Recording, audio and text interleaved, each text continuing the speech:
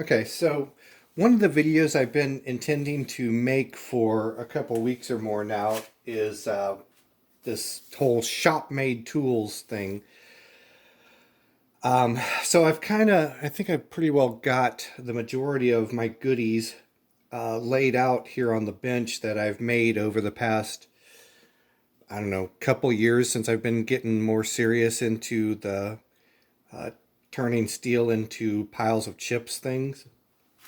Um, Anyways, I'm sure I'm not going to be able to really do this in any severely or seriously organized fashion. So I'm just going to kind of try to wing it as best as I can. The reality is, I think I've done videos at one point or another on most of the things that are here.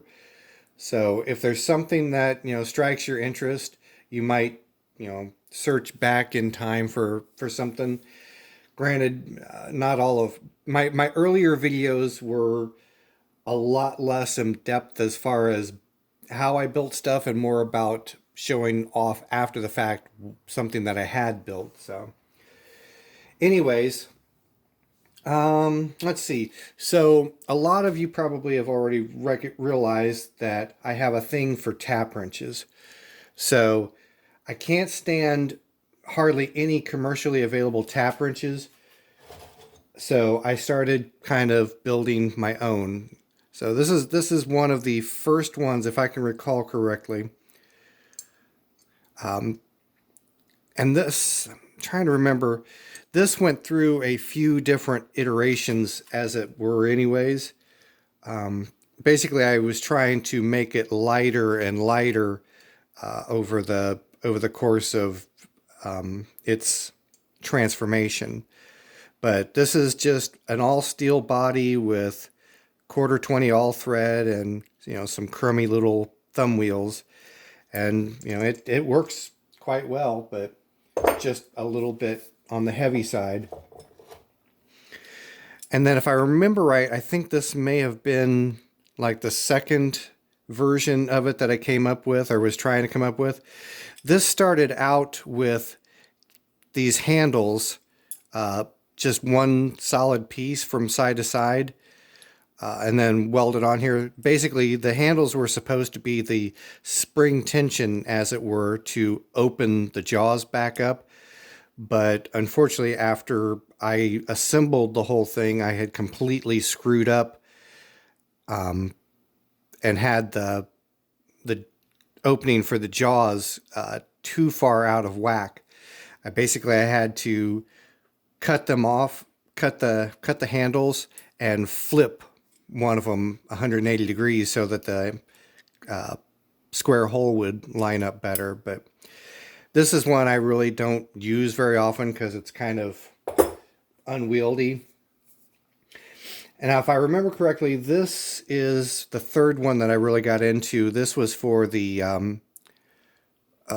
tool 2020 tool build.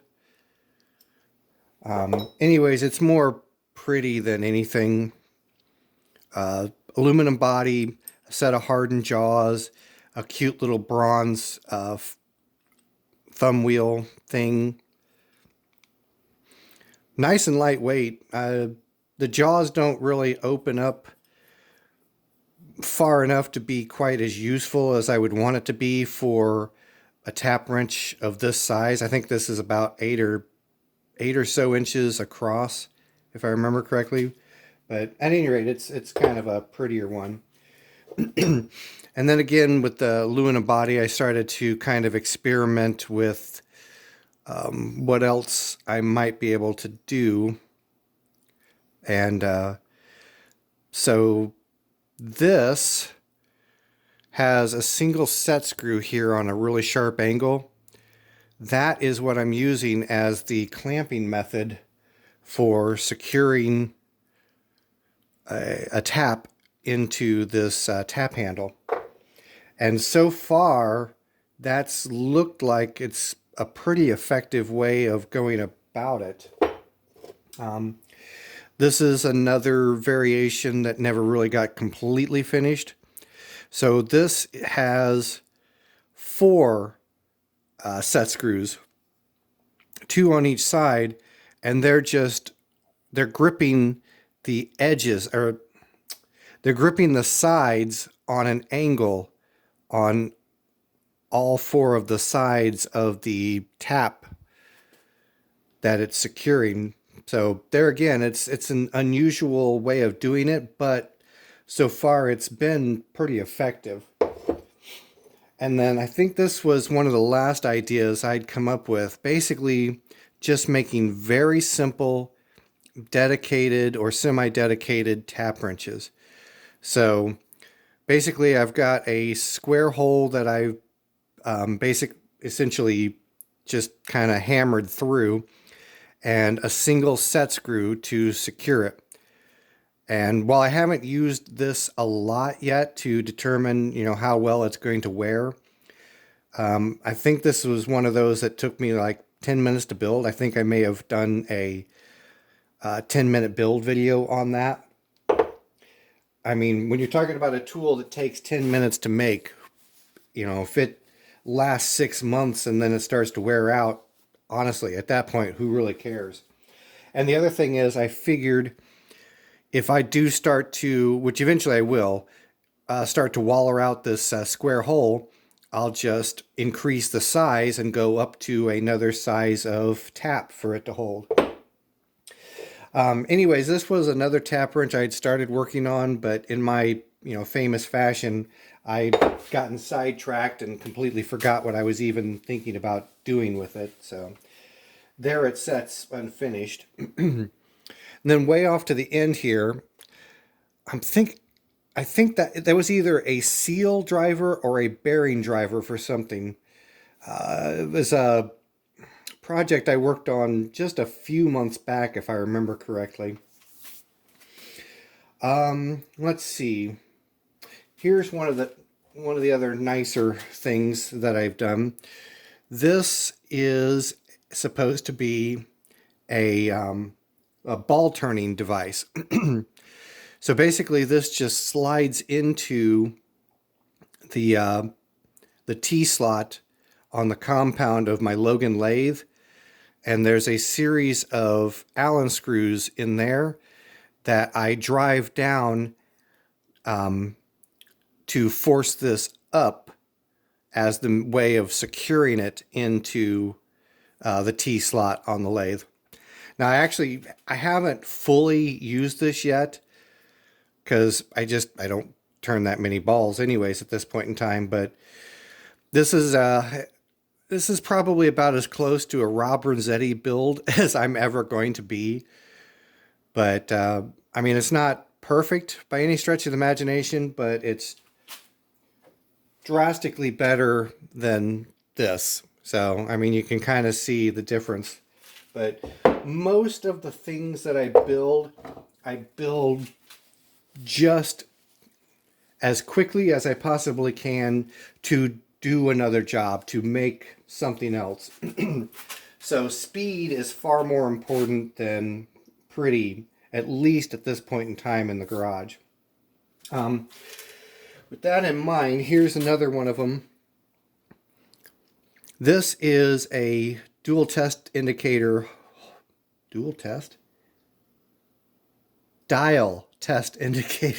holder for the mill.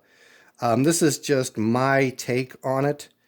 So this is just a piece of 1/2 inch diameter steel here, and then a piece of 1/2 inch plate that I rounded off the corners on. And then this is aluminum out here. Anyways, the idea is for me to be able to chuck this up in the mill and run a dial test indicator around to get my XY axis on the mill. And of course, I'm sure there's other things I could use it for also, but it's not, again, it's not really a made to win any beauty contests. It was just my unique version of, a holder, and trying to make it as quick as I possibly could. Here was one thing that was kind of a failure and kind of kind of a success at the same time. So I had wound up parting is one of those things that's always been a massive, massive problem for me on my machines. I'm getting better with it on the Hindi, but the Hindi's got greater rigidity than the Logan does anyways. But before I was just using this El Cheapo high-speed steel parting tool blank and couldn't even really get through a piece of aluminum, but I decided to go ahead and buy these inexpensive carbide inserts. But I didn't want to spend the money on the holder at that point in time either. So what I wound up doing was on the shaper, I got the thickness of this piece of steel down to, if I remember right, I think 60 thousandths of an inch. I don't know. Let me measure that real quick. I can't remember for sure what that was supposed to be or not. But at any rate, it was a heck of a thing all on its own right to get that thin of a piece of steel on a shape or on my shaper. Yeah, around 60 thousandths. So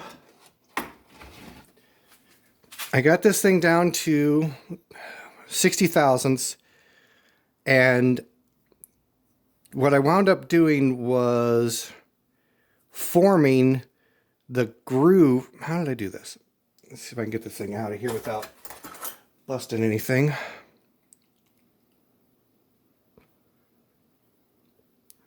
Maybe not. At any rate, I wound up hand filing the slot, the groove, whatever you want to call it. After I had gotten this initial slot cut out, these had to be a little V needed to be filed into them. So basically, I just hand filed it on the top and the bottom until I got the fit that I needed on it. But unfortunately, after all that work, the thing was a complete failure. Did good on actually making the tool. I honestly, I didn't know if I even could make this tool or not. But much to my amazement, I was able to make the tool. I just can't make the tool cut. So, go figure, right? Little fly cutter. This is another one of the more recent builds, just probably a few months back. Again, it's not made to win any beauty contest, just made to be useful. Tiny little rotary table. Basically, I just made it so that it would fit into a T-slot on my mill. And then I gave myself, I believe it was 24 holes around the circumference of this that I could index and or just use it as a leverage point to rotate this thing. And I made it a set of corresponding clamps to hold it down, which go into that little groove there. So, I mean, it's, nothing fancy. Actually, I haven't even used the thing yet, so all I've done is built the thing, but yeah, it is what it is. So I wound up getting a 4-jaw chuck that I didn't have a chuck key for. And, well, this was a piece of square stock that I wound up milling down to just the right size to fit the square holes for the jaws. Anyways, it's not pretty. It's just a piece of steel and came from some old John Deere something or other. And again, it did the job. Here's one of my earliest things that I built. So you can see just how terrible the craftsmanship is on this. But it got the job done, and that was really all I cared about at that point in time. But anyways, it's a boring bar holder for the Logan lathe. Actually, I think I've got an adapter I can use so that I can use it on the Hindi as well. But 3/4 inch piece of steel, and then just a piece of high-speed steel in the end of it on a 45-degree angle through here, and then a grub screw right there to secure it. So the boring bar is not the worst thing ever, but the holder definitely is pretty atrocious. Here's another early boring bar that I cobbled together. I was seeing other people, what were they doing? Brazing a piece of high-speed steel or carbide to a piece of steel to make, cutters and boring bars and whatnot. Well, I lacked that ability, so basically what I did is I took this piece of whatever this steel is. I don't even know what it's from. Anyways, I cut a small slot in the end of it, and I set it up in just such a way that I could squeeze and hold this piece of high-speed steel in there. Now, if I'm careful with it, it works pretty decent, but if I get too aggressive with the cut, the piece of high-speed steel, will wander. So it's not not the best thing in the world, but over the course of time, I've gotten a little bit better at making boring bars. So I can't remember when I made this one, but this is a piece of brazed on carbide onto 1/4 inch shank, I think it is, possibly. So it's, again, not very pretty, but it gets the job done. And then I needed to do some slotting at one point on the one of the mills. So basically just a piece of 1/2 inch round steel with a hole turned in the end of it, or bored in the end of it, that is just kind of a semi-snug fit for this piece of, I think this is 1/4 inch high-speed steel on this one. And then I had to, relieve the sides a little bit here and there to get what I wanted. It didn't work great because it kept deflecting backwards every time I would make a cut with it. So I would kind of just have to hold it forwards. But there again, I was able to, get somewhere with it. This is nothing more than a simple guide tool. Basically, when I start making a hole in one of these pieces of aluminum, I'll just drill a hole, 1/4 inch hole or whatever, and then I'll take this piece of 1/4 inch high-speed steel, hold it, right over the center of the hole, and then smack it with a hammer and basically just punch out the square holes. So it usually blows out pretty bad on the backside, but again, it gets the job done, and it gets the job done fast, so not really a concern. Another crude tool, just a wrench for something for the Cochran Bly, for the slaughter side of it. But just a piece of, I think, 3/8 inch steel that I cut out into the crude shape of a wrench. And here I had started to kind of try to lighten it up a little bit, but then I thought, the heck with it. I don't have time for this. So that's what I wound up ending up with. So here are a few things, or a couple things I made for the half Bridgeport mill. Just a trio of Brown & Sharpe number 7 tapers. Nothing real special here. This was my first attempt at making a normal collet, if you will, but as you can tell, the surface finish is pretty darn atrocious. So I don't recall what I was using for tooling back then.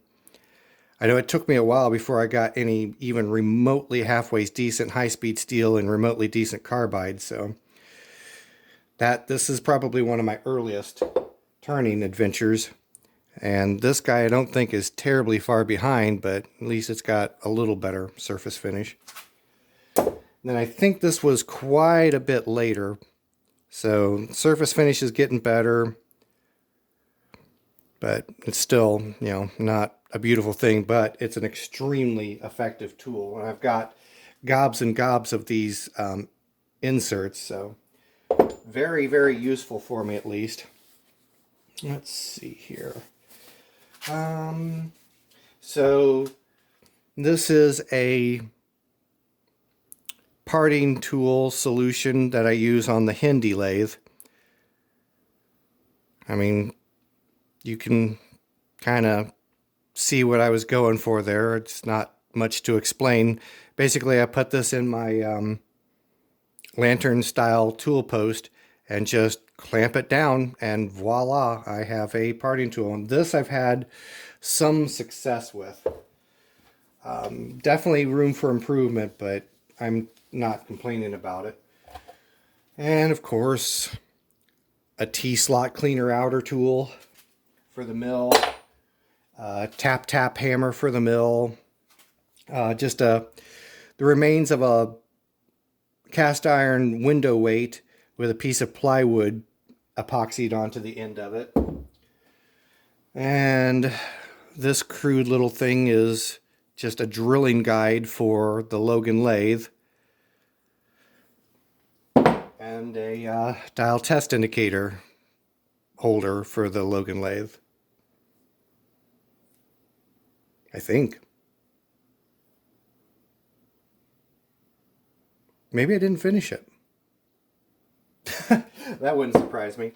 And then this I had wound up making for the for one of the shapers initially to try out some carbide, which was a failure all to its own self. But I figured I would rig it up, modify it for use on the Hindi lathe also. So it doesn't get a whole lot of use there because I've got other things to do, but one of the big mistakes I wound up making was not getting my support far enough out here towards the end on the carbide inserts. So definitely needs a little bit more attention, which I'll probably, well, maybe one of these days I'll weld up the end here to get more material to support, you know, the outboard edge of that. So we'll see. That's, you know, bigger fish to fry. So, and this is just a little adapter that I made to hold a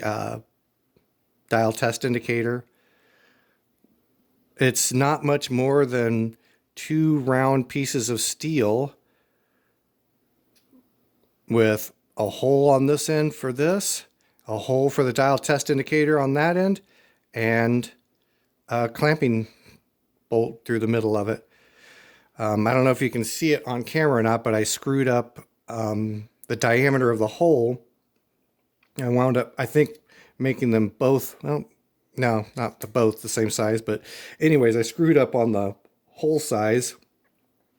So I've got it shimmed with a piece of aluminum, but there again, it works. So it got the job done. That's really all I care about.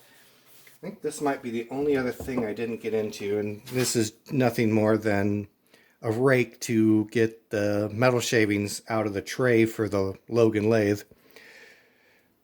I don't think I have ever taken the metal shavings out of the Hindi lathe yet, so I guess that's one of those things I ought to put on my to-do list someday. But at any rate,